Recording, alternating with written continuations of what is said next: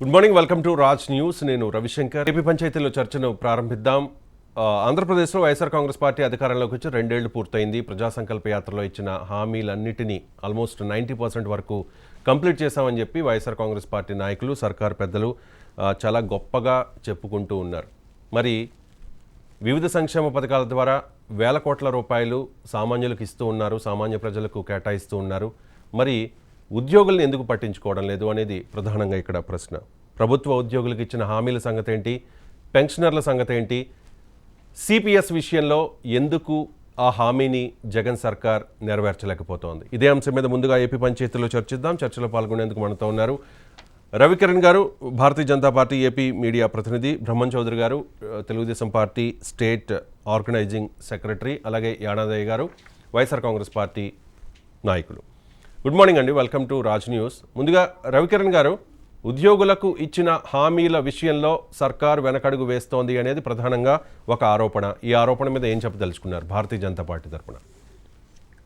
రవిశంకర్ గారు, ముందుగా మీకు, తోటి ప్యానలిస్టులకి, రాజ్ న్యూస్ వీక్షకులందరికీ శుభోదయం అండి. Okay, PRC pay reason commission అనేది ప్రతి 5 సంవత్సరాలకు ఒకసారి ఏర్పాటు చేయాలి. అయితే మన రాష్ట్రంలో జూలై 2018 నుంచి పెండింగ్ లో ఉంది. అంటే రమారమి 3 ఏళ్ల పాటు అది పెండింగ్ లో ఉంది.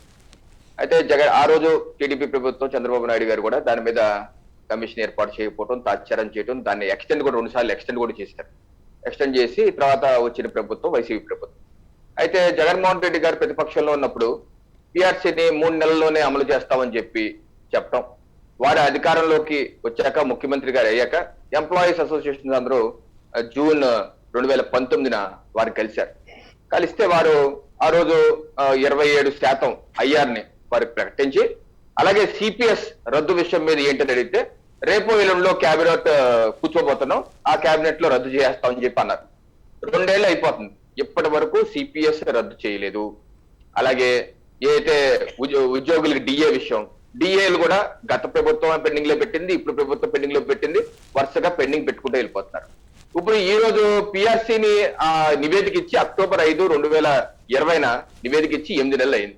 8 నెలలు అవుతున్న క్యాబినెట్ మంత్రులు నెల 2 నెలల క్రితం కూడా అంటే అదిగో వచ్చేస్తుంది, ఇదిగో వచ్చేస్తుంది అంటున్నారు. కానీ అలాగే సిఎస్ గారు, కొత్త సిఎస్ గారు వచ్చినప్పుడు కూడా దాని మీద ఉద్యోగ సంఘాలు కలవటం, అభిప్రాయాలు తీసుకోవడం జరుగుతుంది. కానీ ఇప్పటి వరకు కొలిక్కి వచ్చిన మాట మాత్రం లేదు.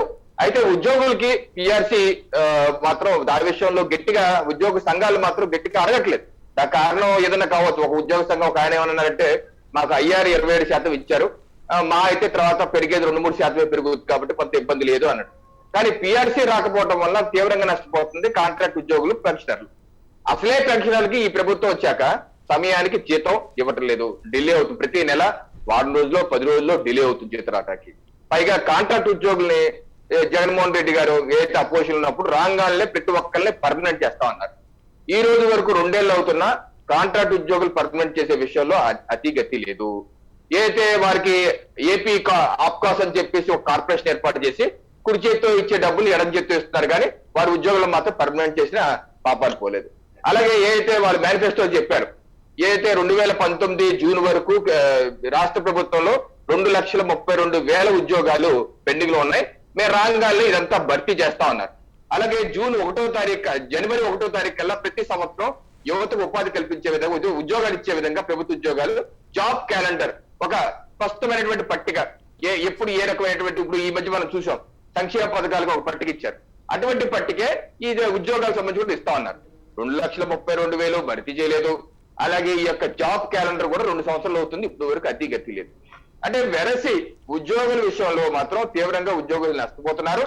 దీన్ని నిలదీయవలసిన ఉద్యోగ సంఘాలు మాత్రం కొంత నిమ్మకు నీరెత్తినట్టు కిమ్మలకుండా ఉన్నాయనాలి. ఎందుకంటే మనం చూస్తున్నాం, గతంలో ఎలక్షన్ కమిషన్ గారి విషయంలో ఉద్యోగ సంఘాలు ఏ రకంగా మాట్లాడారో చూసాం.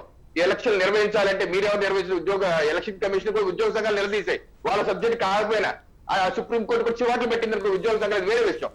అంటే వాళ్ళ చేయవలసిన పనులు చేయకుండా, ఉద్యోగుల సంక్షేమం చేయకుండా రాజకీయంలోకి వెళ్ళిపోయారు. అది ఎందుకన్నా జరుగుతుందో వాళ్ళే సమాధానం, ఉద్యోగ సంఘాలు సమాధానం చెప్పుకోవాలి.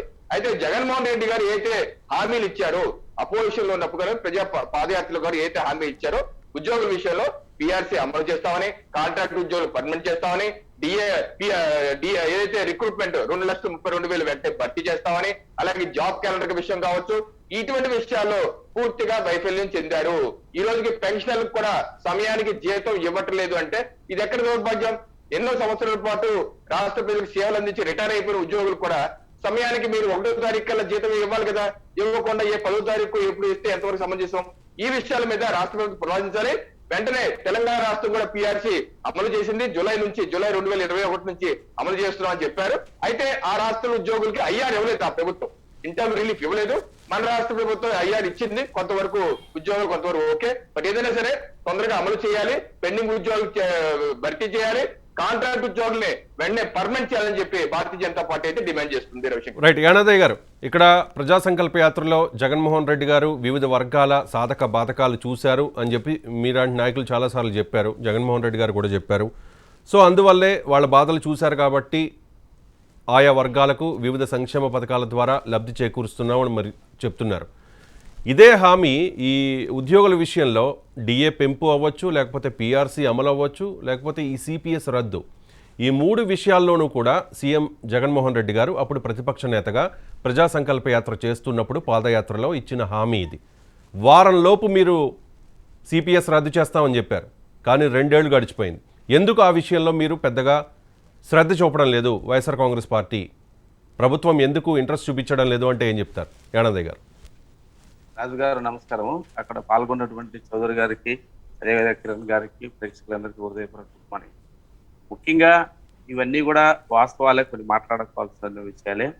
ఎందుకంటే రాష్ట్రంలో గౌరవ ముఖ్యమంత్రి జగన్మోహన్ రెడ్డి పాలన స్టార్ట్ అయిన తర్వాత మేము ఇచ్చినటువంటి హామీలు దాదాపు 90% ఫుల్ బెడ్జ్ చేయడం జరిగింది. ఉద్యోగుల విషయంలో గత ప్రభుత్వం పేరబెట్టినటువంటి పిఆర్సీలు కానీ, డిఏ కానీ ఇవన్నీ కూడా ఆ రోజు పిఆర్సీ అసలు పట్టించిన పాప అనుకోలేదు. డిఏలు గత ప్రభుత్వం నుంచి పెండింగ్ లోనే ఉన్నాయి, 2018 నుంచి కూడా పెండింగ్ లో ఉన్నాయి.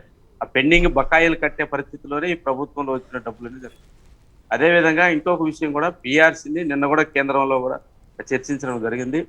ఈరోజు ఈ రాష్ట్రంలో గౌరవ ముఖ్యమంత్రి చేసేటటువంటి మంచి కార్యక్రమాలు కానీ, అదేవిధంగా ప్రజలకు ఇచ్చేటటువంటి 90% అమలు చేసినటువంటి సంక్షేమ పథకాలపైన కానీ ఇవన్నీ నీరు గార్చేదానికి ఒక ప్రయత్నంగా కొంత మీడియా, కొన్ని సంస్థలు దీన్ని దుష్ప్రచారం. ఎందుకంటే ఈ రోజు చూడండి, నిన్న కేంద్రంలో మా ముఖ్యమంత్రి గారు ఎంతమంది మంత్రులను కలిసి ఎన్ని విషయాలు సానుకూలంగా స్పందించి తీసుకురావడం జరిగింది.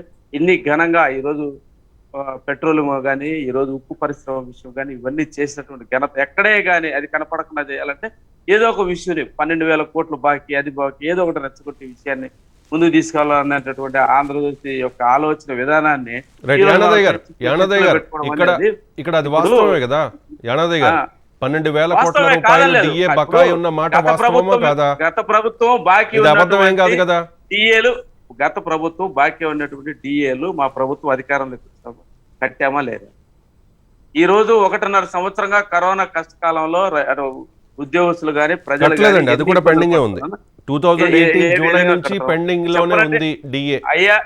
పిఆర్సీ బదులు ఐఆర్ ఇచ్చామా లేదా? పిఆర్సీకి దానికి పిఆర్సీ కూడా పెంచుతామని చెప్పాము, 27% పెంచి ఇస్తామని చెప్పాము. అది కూడా నిన్న ఈ మధ్య కూడా చర్చ జరిగింది. తప్పకుండా అతి త్వరలో ఉద్యోగులకు రావాల్సిన బకాయిలన్నీ కూడా చెల్లించేదానికి రాష్ట్ర ప్రభుత్వం సిద్ధంగా ఉంది. యానాదయ్య గారు, ఇక్కడ ఇంకొక పాయింట్ ఏంటంటే, ఉద్యోగ సంఘాలు ఏదైతే ఉన్నాయో ఏ పార్టీ అధికారంలో ఉంటే ఆ పార్టీకి సపోర్ట్ చేస్తూ ఉంటాయి, కాదనలేము. వాళ్ళ వ్యక్తిగత ప్రయోజనాలు అవ్వచ్చు, లేకపోతే ఆయా ఉద్యోగ సంఘాల ప్రయోజనాల కోసం అయి ఉండొచ్చు. గతంలో చాలా సంఘాలను మనం చూసాం, జేఏసీని కూడా చూసాం.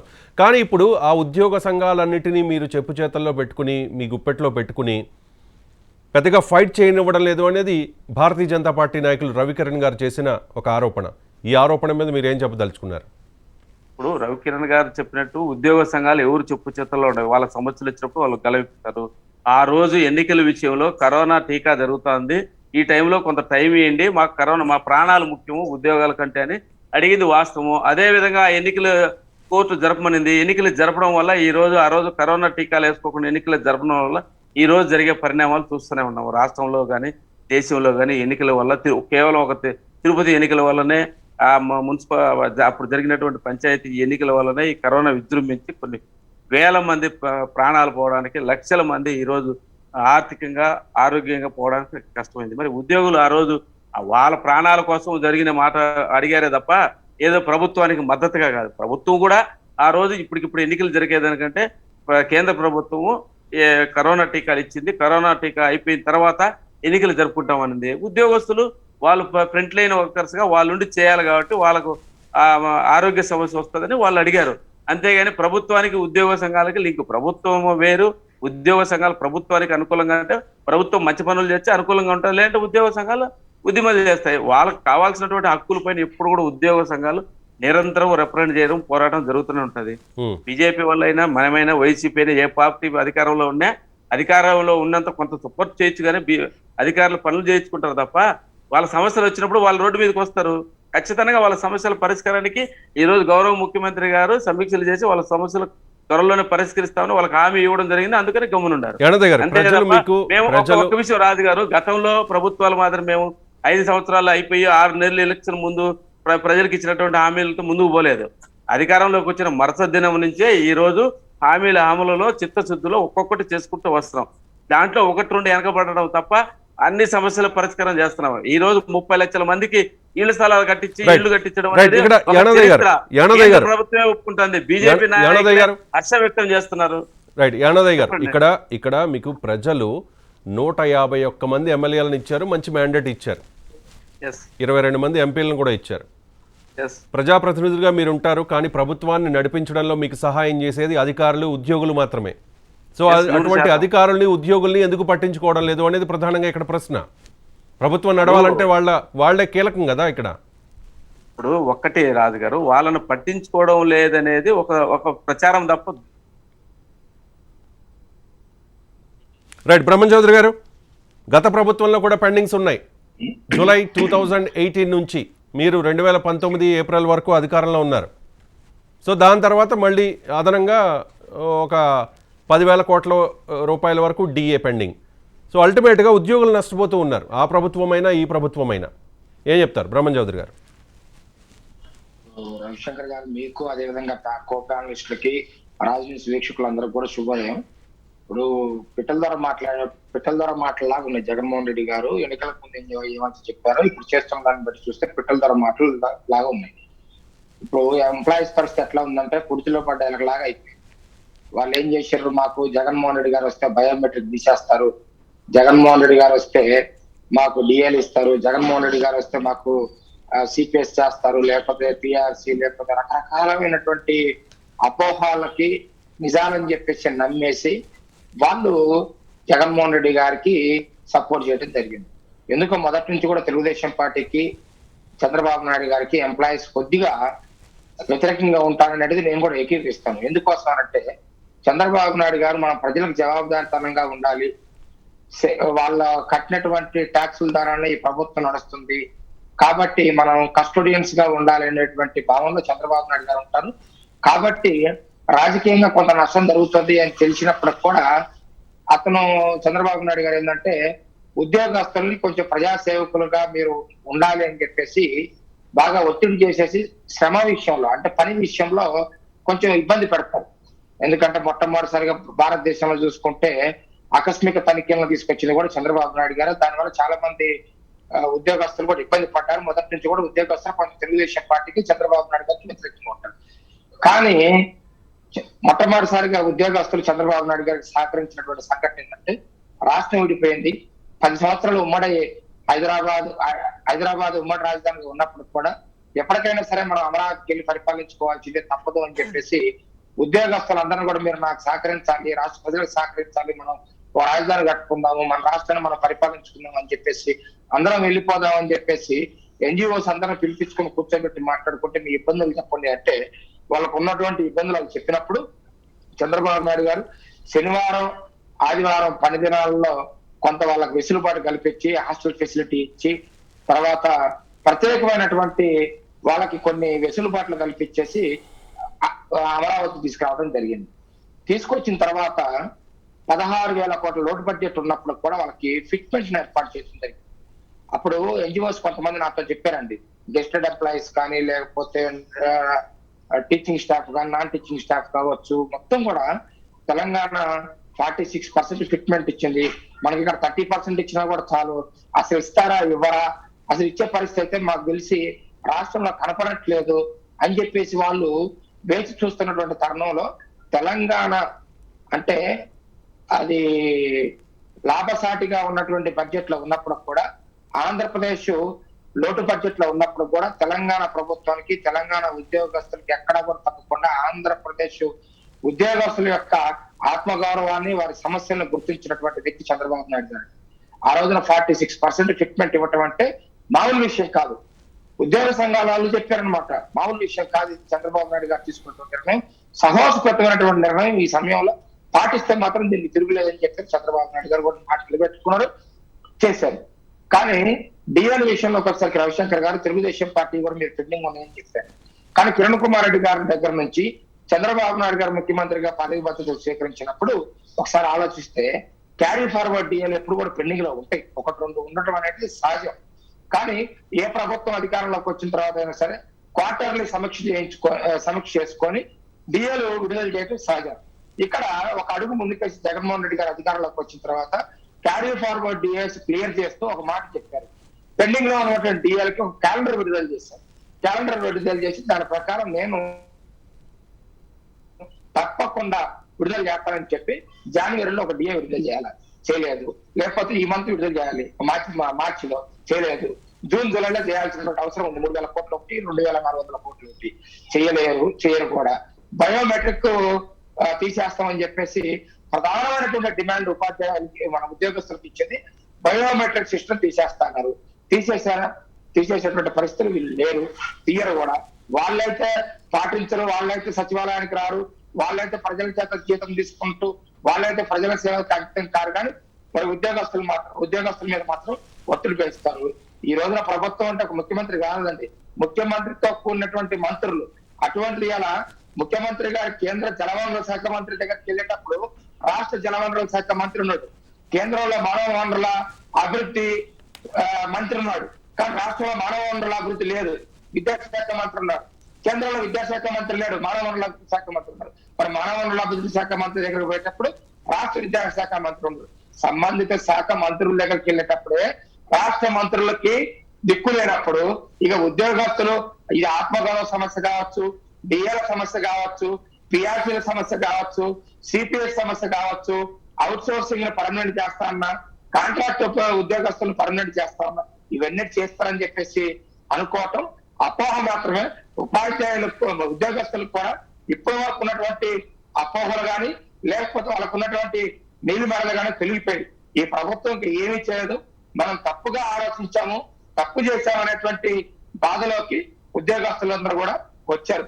కానీ ఈ రోజున జగన్మోహన్ రెడ్డి గారిని ఒకటే డిమాండ్ చేస్తా ఉన్నాం, ఉద్యోగస్తులు ఉంటేనే ప్రభుత్వం నడిచేది, ఉద్యోగస్తుల సేవలను బట్టే ప్రభుత్వానికి మంచి పేరు వచ్చినా చెడ్డ పేరు వచ్చినా.